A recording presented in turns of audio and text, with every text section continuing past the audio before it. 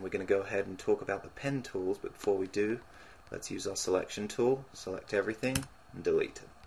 Okay, pen tool. Again, if you know Illustrator, if you've worked with Adobe Illustrator, you'll be very familiar with this tool.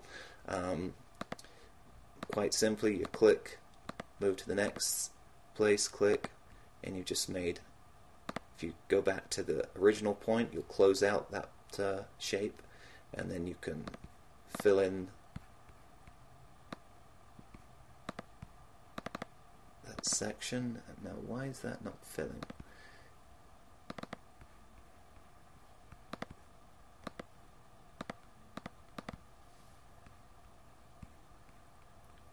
It's weird.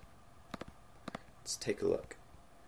If we zoom right in, I've actually made a mistake that I'm glad I made, because you see those 2 points are not connected, and so it will not fill.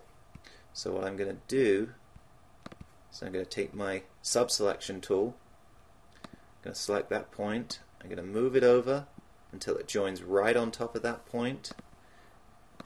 I'm going to zoom back out, and now we can fill it. So you learn these mistakes as you go along.